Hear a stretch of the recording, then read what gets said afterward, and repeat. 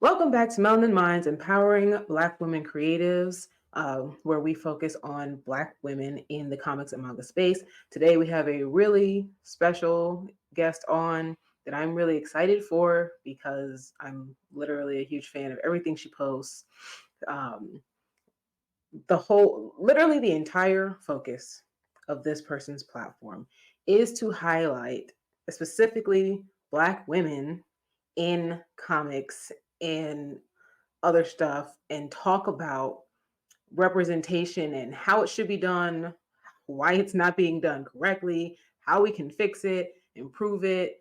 And she teaches us so much in all of her posts and videos because I mean she also went to school for this. So I really look up to her. I'm very excited that she's here. The Mighty Z.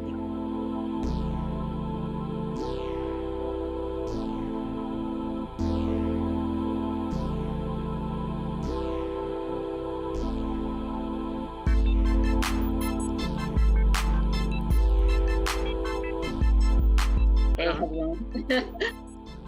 so I don't know if you wanted me to call you anything else or if Mighty Z is fine. You can do just Z. It's fine either way. Or is he okay? So thank you for being here. I'm excited. Like I said, I watch all your stuff. Um, and so I've actually been learning some things about you on the way. But I know one thing I haven't learned, which is the first thing I want to ask you about, which is your journey as a Black woman creative and in this space, and also how it's impacted your work. Like, how did you get into this? Like, I know you went to school, like in literally like something very related, but like how did we get here? uh, well, first, like as a kid, I was like always into different kind of like nerd-based media, like comics, anime, all that good stuff. Um, so I think when I started getting more into like my actual degree, because like I'm a historian and I specifically focus on Black history. That's where I kind of merged my two interests together. And I really got interested into thinking about, not only like Black representation in media overall, but how this kind of works when we get into, more things like sci-fi, fantasy. Where do we kind of get into like those topics of race and gender here? And you kind of delve into those spaces and you see, oh, that there's a particular group that's not really welcome. Mhm. And that's what I really wanted to get into, especially when I got online, because I feel like online, that's where it gets a little tougher for specific people. And I really also wanted to create a space where, especially Black women can feel comfortable to speak about, what they're personally feeling about a specific show or anything like that without being worried about somebody jumping them in the comments, stuff like that. Um, so yeah, it's been kind of a mixture of things for me personally. But I think what was really my core uh, idea here was just having like a space where Black women can voice, their own kind of grievances or anything they're excited about without having to be harassed. Yeah. And I thank you for doing that because not only do I enjoy your space, it feels like a safe space. Yeah. And it's also kind of the reason why I decided to finally do this because I thought about it like years ago when we first really started doing comics, Hmm. and I kind of just didn't do it 'cause I was like, eh. So trying to break that and actually do it. And I think also seeing you doing that helped to kind of inspire me to be like, okay, we can do this. All right, we're not alone in this. Other people are trying to do the same thing. And it's definitely important. And so, because of that, I want to know how you see comics as a tool for activism and social change. Hmm. Well, historically, comics have always been like that kind of media to show like all the social things that are going on. Like we had comics pretty much being produced at the height of like World War II. Mm, Um, Even like those little small little political comics you see, those have been dated back to like the 1700s even. Uh, I feel like art, especially, has always been a way of conveying our politics. Even just talking about the way things are going in society is politics. Almost everything can be considered politics. Uh, so right now, I also feel like comics, especially, are kind of like that special tool of being able to show ourselves as a very underrepresented group. Because this is kind of a way that we're able to feel more represented in things that we enjoy, but then also kind of spread messages because comics are both visual and literary mediums. Hmm. So we can actually begin to voice our own opinions on the way that we're treated in media and the way that we're treated in society through this kind of form of entertainment.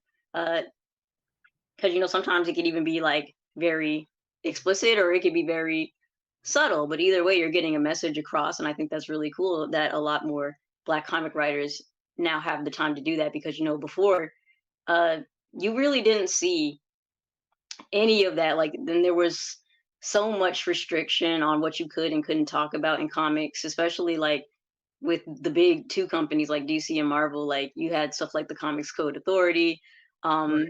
where you couldn't even show certain people, you couldn't talk about certain subjects. But now we kind of are getting into the space where we can. But even when we got into that space of where you could do these things, you saw that certain people, like writers and artists, editors, certain people were being allowed in, but certain people were not. So, Hmm. even if you had something like a white writer writing a black character, you would start to feel like something was kind of off because they don't really have that lived experience either. They don't Hmm. have like that understanding or anything like that. So in a way, it is actually very political also for black writers to also be able to write black characters and put that extra bit of life into it. Even having a black artist draw the black characters, I feel like that's also political in and of itself. Right. The difference having a black artist draw Nubia Maid was so immense. It was crazy. Like, from the hair to the features and everything. And Mhm. I like that you brought up the Comics Code Authority because it reminds me of the post that you made recently about coding, Yeah. um, ethnic coding and stuff, about how they would make characters that were aliens or different colors, and there would be racial coding in them because they couldn't put specifically like black people in stuff. So instead, they were blue people who were later, said be like, this is the African American alien species and stuff like that. But then even still, they still do stuff like that, whether it Mhm. be a humanoid character with a different skin color, whether it be an animal character, especially animal characters. Yeah, and I think it's also like especially too because they do feel that like white audiences are more able to sympathize with non-human things than they are to be able to sympathize with actual human characters who don't look like them. And that's just another like complexity within itself. Right. It. It's like that joke that we say about like how like white people love animals more than they care about people. Yeah. I think it's kind of like that, where it's like, they can see like a group of aliens facing genocide and discrimination and be like, hey, that's wrong. But then the Right. second you like like replace aliens with black people, and then it's like all hell breaks Oh loose. gosh. Or women. Just oh gosh. Yeah, even like you think about like the X-Men. We see the X-Men, you got like Cyclops, Mhm. Rogue, all of them. I mean, they're like, okay, yeah, I can understand that. But then you actually show like actual like Black Lives Matter protests and things like that, and it's like, actually, no, I disagree. Right, right. And always we'll always talk about the X-Men because it's always so relevant, and the X-Men is my favorite. It's like, I think too with uh fiction, they know it's not going to affect their life Hmm. specifically, and their way of life, and so Hmm. it doesn't, since it's not going to affect them on a personal level. Suddenly their eyes are opened to Yep. to all the ways that it's wrong. But once it begins to affect them and possibly change their way of life to where they're not the center, now it's a problem. Yep. Now They're they able think they're to. the expert. Yeah, they like pretty much separate the reality in the fantasy, because if I make it like where it's a bunch of fictional people, then I can say, Mhm. oh, well, this is a fictional issue. Right. And that's where things kind of get weird. Even when I remember I talked about fantasy racism a while ago, and I'm Mm, like, is no one gonna question why in all these like fantasy settings there's always like, this one race that's like a slave to everybody else, and that nobody does anything about this? Or like how, orcs are like the mhm. savages and they're always very tribal. They're always made to look very, different. Like even when you think about Lord of the Rings, a lot of the Right. orcs in those films are actually played by Maori actors, Right. the indigenous peoples of New Zealand. And it's like, wonder what that's about. Yeah. As someone who was only recently like in well, it's about a year and a half now, started playing D&D, learning the Mhm. complexities of the world that D&D takes place in has definitely been interesting as well. Yeah, because So, I'm like, what do you mean by that? Like, because even with Dungeons and Dragons, they've actually had to change a lot of the names and stuff that they've had for like mhm. certain characters because they're like, oh wait, that's kind of racist. Yeah, yeah. I read about that, I think, like, last year. I was like, "Oh, oh." I was like, "Well, I'm glad y'all are changing things. Let's hope we continue with the progress." But, Yeah, oh, and it's like, and then that's another thing too. Like when you add in these non-human characters, they're fine with that. But then, dragons, elves, pixies, orcs, goblins, all that stuff. But then, like the second they see like a black person, all of a sudden, like the fantasy is just like destroyed. ah, ah. Like they're like, actually, this is unrealistic. But I'm like, there's literally dragons here. You know, I think I said it to someone else. I was like, "Black." Oh, when Carla and I were talking, we were talking about how Black people are not a part of their fantasy because they want a world where we don't exist. You Oh, brought like up that one about anime tweet. mm, Oh, did you see the tweet? which one? Okay, so this guy was like, I don't like watching anime that has black characters because it ruins the fantasy for me. Because I don't I like missed see. that one. I stay away from. I love anime, but I tend to stay away from anime Twitter. Anime Twitter is pretty bad. I don't blame you. Yeah, I can't. Every time I go there, it's something, and then you mix anime Twitter with the voice acting community, and it erupts into so much toxicity. I really No, just check for stuff and things. I'll actually never forget this. The one time that I ever got some backlash, well, some people from anime Twitter found my Instagram. Oh my! And there was this one post I did about this horrible anime that they just love so much, and that was actually like one of the first and only posts I've ever had where it just permanently was stricken down. Like even if I tried to appeal it, I couldn't get it back because they would just keep false flagging it every time it was back up. Was it Goblin Slayer? Not Goblin Slayer. This one is super obscure, but if I mentioned it, you might know about it. It's an anime called Terra for Mars. Mm, yeah, I haven't Now, seen it. have you ever seen that weird Obunga meme where it's like Obama, but it looks like distorted? Yeah, I have no idea. I can't Okay, that's stop where that that. meme comes from. That's where it comes from. Terra for Mars. In the show Terra for Mars, these like people are from Earth. They have to colonize Mars, but when they get to Mars, they discover like these roach-like aliens. And if you saw those aliens, they're literally black men. They're just tall, they're super tall, very muscular, they're black, they look like roaches, and they have these weird long distorted faces. And they don't even try to hide the fact that these characters are supposed to be black because we see like images of them in like uh those types of like lowrider cars, like wearing chains. Some of them wear chains, some of them have guns and stuff. um and there's like very graphic imagery anytime they kill a white woman. It's very like, um, and there's only like one human black female character in it, and she's like over sexualized. They made it to where she was like a former prostitute, and she's very greedy, and eventually she ends up like being taken by these aliens, and like she becomes like the queen alien here. It's very weird, but like the show is extremely racist, and even in the promotions for the show, it's just a bunch of Japanese people in blackface.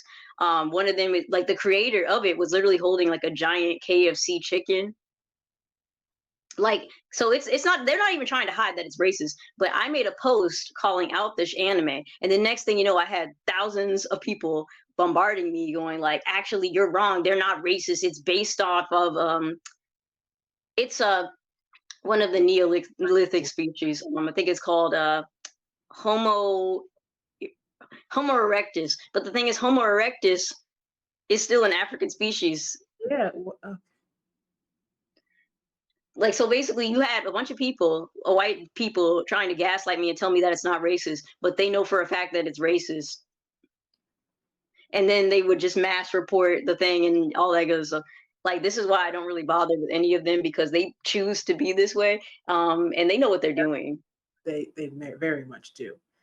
Man, you didn't even get half that much backlash on the ladybug post. Like, geez, Yeah, no, that was actually the one went I was pretty expecting well. something, but they were like, no. No, that's the thing. I have just found that anytime I talk about any form of media, I don't get as anywhere near as much backlash as I do when it comes to anime. Anime, anytime I try to touch on it, that is when I get a lot of blowback. With comics and everything else, not very much. But with anime, absolutely not. I would rather deal with the most alt-right comic group on this face of the earth before I ever deal with a weeb ever again. Yeah, no, I definitely actually agree with that. They wild. Like, they have like they don't have like any kind of sense. And I No, think that's like the only thing I can say. And they feel very empowered by the anonymity of of the internet. yes. Usually just with an anime PFP of their Hmm. favorite character who would absolutely hate what they're doing at that. Yeah, like, it's kind of funny because a lot of them are like usually the ones that have like uh Deku or Goku as their Right, profile pic, and I'm like, yo, right. what anime did we watch? We did not watch the same anime, that's for sure. Yeah. Another thing you brought up earlier too was about black people writing. Like you can tell when a white person is writing black people versus a black Mhm. person because of the experiences. And that's another thing Carl and I brought up briefly. The Yeah. same thing with black with women. It's like you can a lot of the time tell Every when time. when a woman versus a man writes a man because the lived experiences. It's because people are always like, well, why can black people write white people or why can women write men? And it's like, because the trickle down is like the more oppressed that group of people, the less the oppressor understands exactly Hmm. what we deal with on a day-to-day basis. And so Yeah. that's why, in case anyone was wondering, because I don't think I've ever answered the question. Mm. But Yeah, because I'm like, you're trying to write a group of people, but you don't know anything about them. You've never even interacted with some of these people in all these cases. And you never asked their opinion on anything. You didn't even ask them like how they felt about the comic before you published it.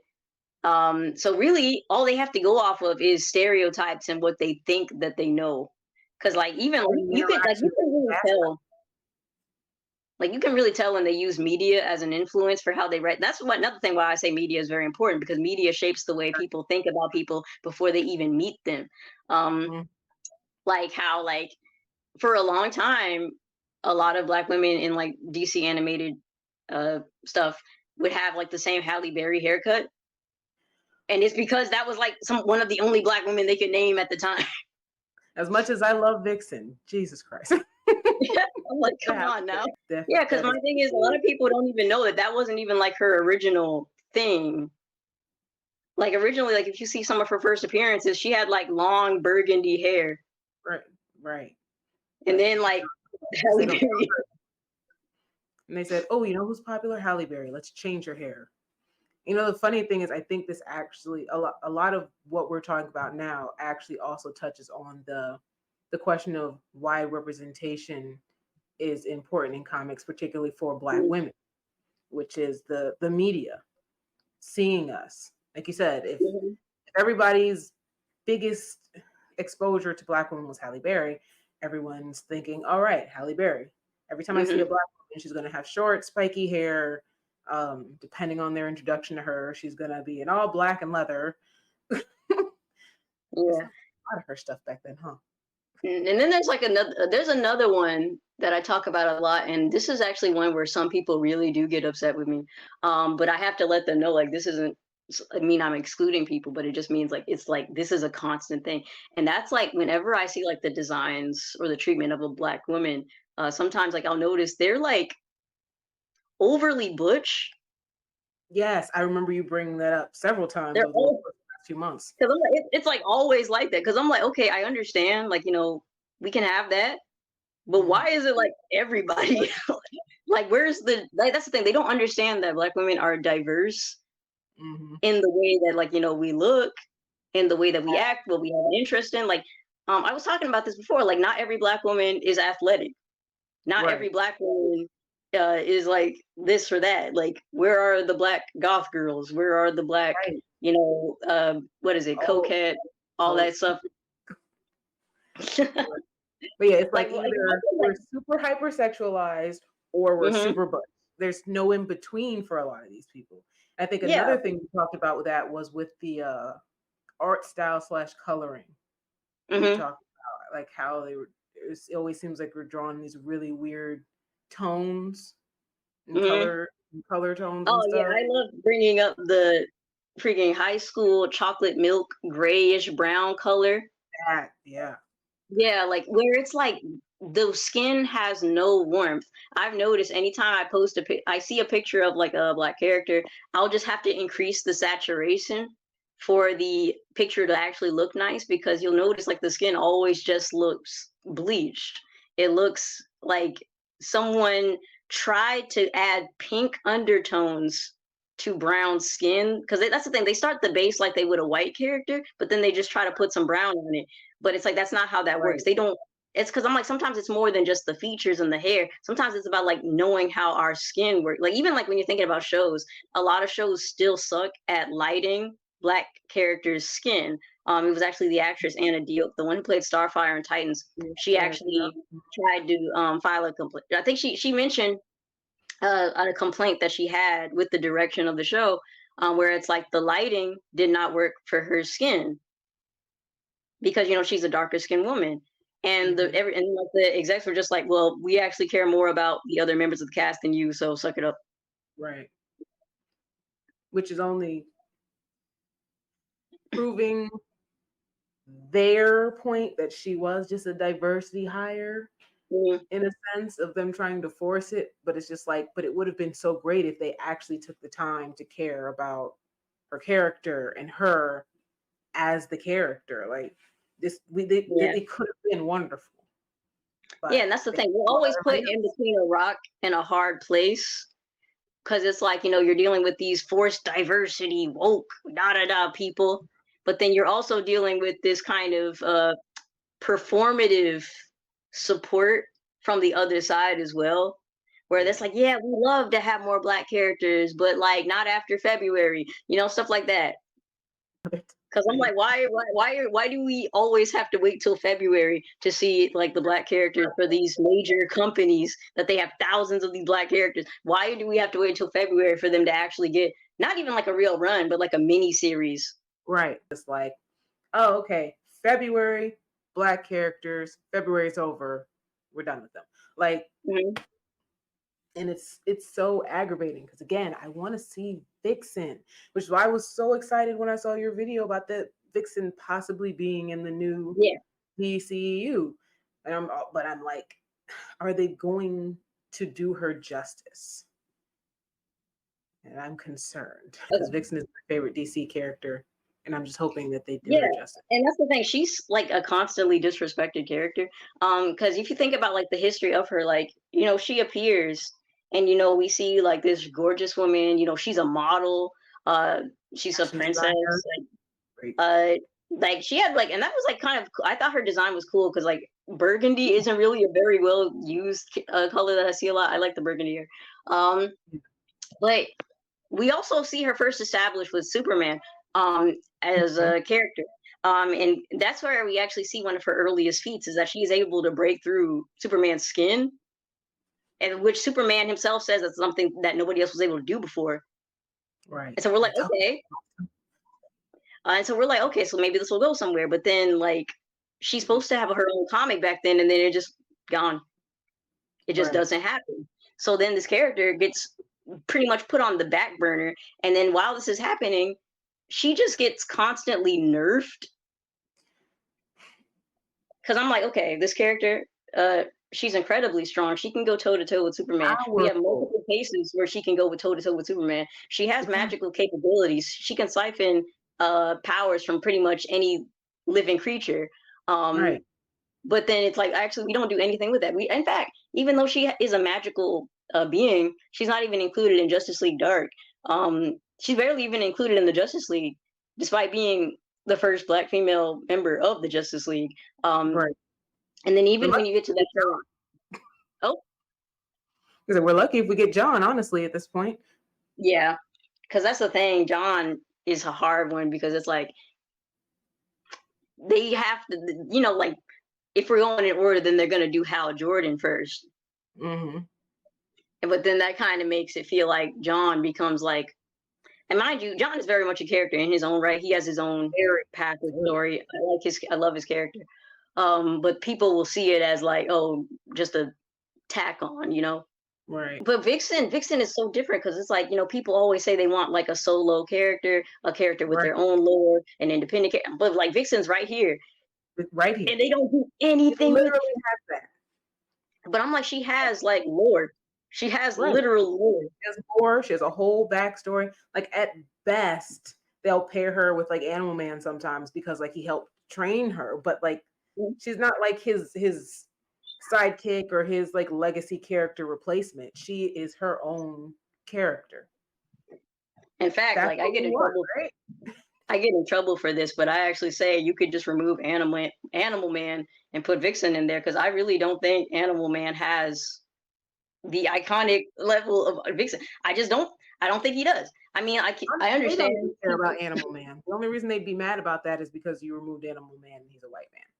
But Yeah, most of them that's don't it. even care about These Animal Man. people, they're not making any noise for Animal Man. When's the No, last time you even seen someone mention Animal Man? They're not. But it's but just the fact that they he's hype a him white so. man. But I'm like, Vixen has her own lore. She has incredible lore that we can Mm, explore a lot more of. Um, and really, her and Animal Man have very similar stories when it comes to the connection to the red and the DC right. cosmology all together. But like, really, we don't really need him for that. We don't. We don't. In fact, She's cool. he's a retired hero. You could like have like a That's shout out awesome. to him. You could have, yeah, you could do like a shout out to him as like a retired hero with his family because he had Mhm. to like go be with his family. We could do that, but I just don't think he needs to be central because I feel like he's kind of a. Played I out. feel like with a character like that, they would put him so front and center that it would make Vixen feel like a sidekick.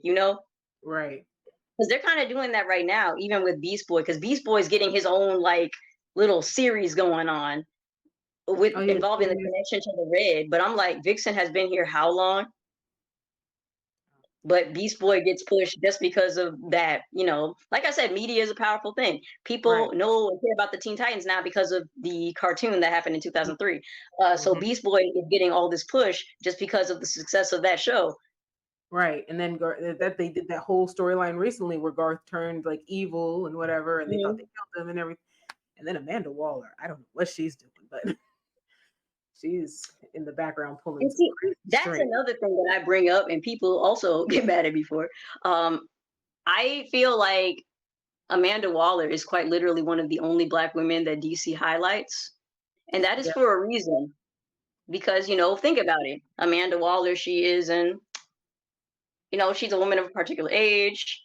She Hmm. fits that specific category of like, we don't have to like write her in the way that we write the other women. In fact, even like, her mindset and her complexity, they don't even handle that with care altogether because usually she's supposed to be, I would say she is quite literally the embodiment of moral greatness. Yeah. Uh, She she can is an be. incredibly complex character, but then you have it to where a lot of writers, they just straight up write her as like this horrible evil Evil. person, Hmm. and they're doing it right now, and it's like they don't understand her as a character, and I understand why, because they are making her like that like that sapphire kind of mammy crossbreed type Yeah. of archetype, and that's what they really see her as. And they are Mhm. able to push her more because that's the idea of Black women that they People's understand. minds. Yeah. They understand that more. They don't understand like when we ask them for like, oh well, where are like our Black female fashionistas? Why don't we have Right. any Black female singers like y'all do with Black Canary and all of them? Why don't Right. we have those fun teen girl ones that you get with like characters like Wonder Girl and Girl. Supergirl? Like we don't see any of that. And that's because they don't see Black women that way. They don't think Black No. women even do any of this stuff. But I'm like, No. what world are you living in? They're very narrow box in the corner where we don't exist. Yeah. And it's 'Cause we- crazy. Like, that's another thing. People don't ever think about the designs. A design creates a character. A character's design can make them or break them. And I've noticed artists, you can really tell which characters they care about based on the level of detail placed into the design. Right. And there's never any amount of love or care put into the designs of like Black female heroes Yeah. at all. Like, what is it? You always end up seeing like really bad stuff. Like, have you ever seen like those bodysuits, where it's like the entire body is covered, including the hair? They're like in a whole suit. Mm-hmm. Like, the there's like a new series about like the lost sidekicks of the Justice Society. And it's like, you've seen Stargirl, right? Yeah. Well, the show Okay, like or either just read comics Star. or like, but you know her Okay. design. Yeah. Okay. Yeah. I read Star. I didn't watch the show, but I know Stargirl. Yeah, so in that, we got Stargirl and her outfit and everything, and then like there's the one Black girl on the team, and her design is literally just a hazmat suit with like a cherry sticker on it. It's a gray hazmat suit with a cherry sticker on it. I think this is why I kind of stopped keeping up with some of the stuff. That and the Yeah, fact that and like her hero name is like Cherry Bomb, and I'm like, her name is Cherry Bomb, and that's the best you could you could do. come up with. I'm like, that no, that for me, that's just disrespectful. Yeah. Like, because like they never give them cute. That's the thing I've noticed with like teenage Black girl characters. They are very against giving them like cute Cute design. outfits and designs, because it's just another way to uplift the white female characters. Because we make them look more appealing to the audience. Because more people are going to be thinking about like characters like Stargirl or Cyclone than they are going to be thinking about characters that are just like this. Like it literally looks like a trash can. It's just bad. It's Right. it, and that's another thing too. I also think they do it because it's another way of them not having to draw their hair. Wow. I never thought of that, but that makes sense. Because like if they're covered all the time, that means we don't have to put in the effort to like draw their hair. Like think about characters like Steel. Well, Steel's niece, Mm-hmm. Natasha Irons. She's always in that freaking metallic suit. Yeah. Sometimes you can't even see that they're Black. I mean, we know she's Black, but it's like we cover them so much where it's like, okay. To be fair, we only know she's Black because we know who her uncle is. Yeah, because I was So, like, because like they show her like when she's not in like her suit and all that stuff, like we like know that, but it's at the same time, it's like it feels almost nefarious to me, where all the like we can see all the white people, but like mhm. the Black characters are entirely covered. It feels weird to me. Yeah, it's like they're trying to hide us. And so I Like, think we tackled this a little bit earlier, mhm. but given all this that we have just talked about, what are some challenges you faced as a Black woman in this space? And how do you personally overcome them? You know what? That laugh, I feel like that laugh, I know exactly why you laughed. Because the reason I found you in the first place. um, I get all kinds of stuff anytime I speak. And I've gotten it from like almost every side you can think of. At this point, I had to kind of get used to it. Like I've gotten the death threats, I've gotten the racial slurs, misogyny, all that good stuff. Uh, um, and there's really just nothing you can do about it, especially when you make yourself a public person on the internet. Um, Yeah. but really, after a while, I had to just kind of learn how to be able to not ignore it, but Turn it I do have to be able to like set up things to protect myself, first and foremost. mhm, But also not let it get to me personally. Because I mean, I'm not gonna stop doing content because some dude like said this or that. That's not how that's gonna go. Um, right. and really, I try not to even respond to them because a lot of them are fishing for reactions too. Uh, it's also why I don't really do stitches or anything like that because Mhm, I I've got nothing to say. Like, because my thing is, people who like will try to stitch to debate my points. Um, but I'm like, if you're not a black woman and we're speaking on black women's experiences, then there's no debate here. So there's no point in me talking to you. Uh, amen. You so said it. like, I try not to engage, and even if it's like a stupid comment or something, I still won't give them the satisfaction of a reaction. Uh, Most of the time, I just delete them. Uh, I'm not really doing all that, especially when all it does is create more issues, not only for me, but also for the people within my space. Like I said, Mhm, my number one goal is to make this a safe area for Black women to feel comfortable voicing how they feel. And I feel like, okay, I understand when you get to a certain amount of like following or people watching your videos, it can be hard to,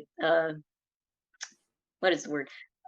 Filter out the top, comments, but I do feel mhm, like your comment section is a reflection of what you do and don't allow.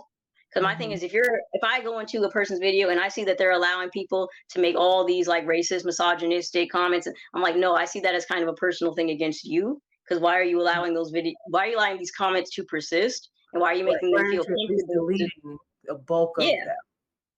yeah. I So I'm see like, that a yeah, lot. no, me. I know a lot of people don't do this, but I do take the time to like clear all that out because I'm not gonna make people who want to see a specific kind of content feel uncomfortable when they come to my page. I want them to know that they can, exist here and not have to worry about any of that nonsense. Um, and that's another thing too. When you feed into it, more of them come, Mhm, and that's not what I'm about. That's it's very toxic. So yeah. I'm like, yeah, no, we're not. I'm not entertaining it. I'm not engaging with it. We're just gonna do our own thing here.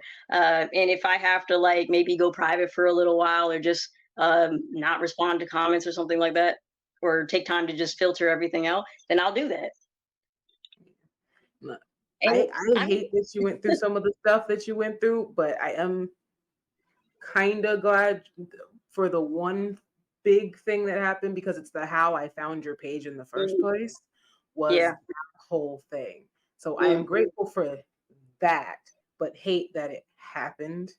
That makes Yeah, sense. and I still get a few comments about that trickling in every now and again, so I just gotta like delete them. So, but Right. it really doesn't get to me. But it's like, like dang.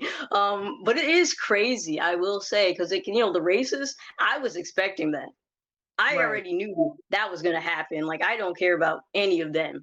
But I do think that it does suck a little worse when it's people within the community who are Yeah. bringing in that toxicity and that misogyny and just speaking down on you for any little reason. Like I think one of the things that really just makes me the most upset is that people automatically assume that I don't know what I'm talking about or that I don't actually care about this topic because I'm a woman.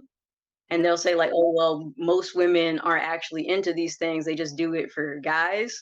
But I'm like, Which literally is a lie, but go off, I guess. like, oh no, I've been here since I was in elementary school. Right. It's Like, it's crazy to think about that some people like really just think were never into these spaces until like da da da. Like, when they say like, oh, well, girls weren't thinking about this or that until later. it's like, no, we had to hide it more, even more than y'all did because we were made fun of even worse than y'all were for it. Yeah. So we didn't talk about it unless we had that one good group of people we could talk about it with. Can you share a moment where you felt that your work had a tangible impact on the community? Oh, definitely. Actually, university I went to in the UK. Someone messaged me recently. I graduated a few years ago. But someone messaged me recently, like I think it was like last month, and they were like, "Hey, I saw you on the wall." And I was like, "What do you mean?" And they were like, "What?" And they showed me a picture, and someone, because I guess students were asked to like post like uh, people that they really liked for Black History Month in the hallways, and someone had posted me as their Black History Month hero, and I was like, "Oh wow." That is so cool. You should be, because you do exactly what people should be doing, and that's highlighting Black content in media 365 days a year, give or Yeah. take for the times that you take your breaks, which are, given what you're doing, much needed, I'm sure. Um, and I'm happy to ask this because I was there for the concrete approved, so I'm really ready to hear more about this. What are your hopes and goals for the future of your content and its impact on your audience? Well, I do hope to keep doing what I'm doing, be able to reach wider audiences, maybe get into like maybe longer form content. Because TikTok's been kind of funny. I have been placed under so many restrictions. It is crazy. Um, so I'm thinking about doing some other stuff as well. But I'm also active on like Instagram and Twitter. I do my little infographics every now and again. Uh, Mm-hmm.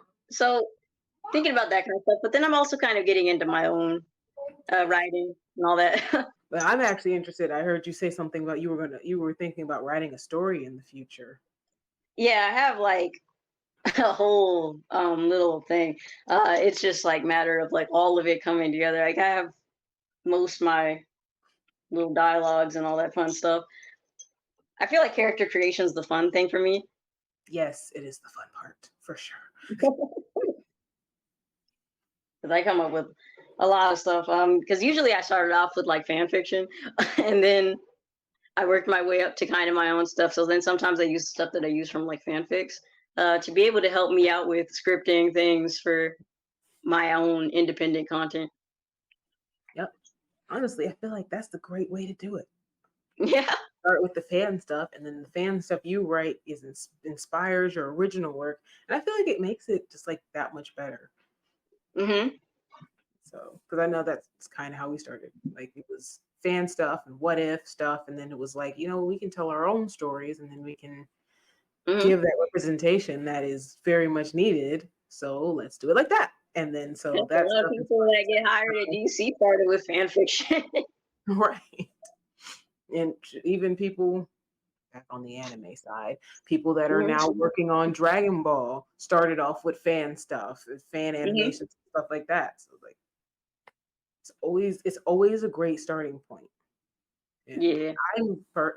I remember when I heard you say that, and I was like, I'm really excited for that. Actually, I want to see what you come out with. Yeah. um, And even now, I've also kind of gained the attention of a few people who work at DC. So that was kind of cool to see that they're actually like looking at what I'm saying. Hopefully, they're listening to what you're saying. Yeah. I want to know what advice you would give other Black women creatives who want to use their, the question says art, but Mhm. their thoughts, their creativity, their platforms for activism or to speak out for social change. Well, first off, I would just say, just do you. Anything that you kind of feel, just, think it through and then just put it out there. Don't be afraid to speak, because I know it's a lot of people are. The first thing is that they are scared to put themselves out there because the internet is a Scary. very terrifying place, and I get that. I get that entirely. Because some people even wait a while before they even show their face. Um, and I understand why, because it can be brutal. But my thing is like, don't be afraid to put yourself out there, um, and don't let what people say kind of break you down, because their goal is to break you down. So they're just going to say anything that they think will hurt you, but that's not a reflection of you. It doesn't mean that your point was, like this or that. If they're not coming in with anything like constructive, it's safe to say that they're just being jerks. Uh, so yeah, try not to take. I mean, I know it's not an easy thing to do and not take things to heart. I know it. I know that firsthand. Yeah. Um, but you really have to just let it slide off and just keep doing what you're doing. Because if we back down every time they did all this stuff, we wouldn't be able to ever make content. That's so true. And even then, still sometimes you're just like, maybe I just will stop this for a second. Mhm. Like, no, no, I had a purpose. I'm gonna keep going. Yeah. And also, I want to know if you can share a Black woman artist or activist or creator that inspires you and why. Hmm. Just one? You can name multiple. I don't think anyone's named one yet, actually. Oh boy. Well, first, I would really say like people like Toni Morrison, Octavia Butler, and even now like N.K. Jemisin. I find their work just so very Amazing. interesting because like as not only a history buff, but Mm, also as like someone who's into like sci-fi and fantasy, yes. um, and like also like concepts of womanism, and even just making Black women like that center focus of the story. That's where I really try to get into it, thinking more about us, but not in a way where it's like, how do I word this? Hmm.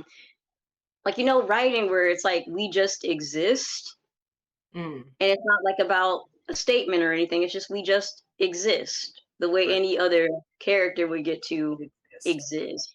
But we get more of an exploration of our emotions. We get proper humanization. We get to be the one to go on this kind of Yeah. journey, no matter what kind of journey it is. But we get to go on a journey. Uh, that really means a lot to me, and that's kind of like what I use as my kind of goal here and the kind of stuff that I personally want to do. So I love being able to see that, and even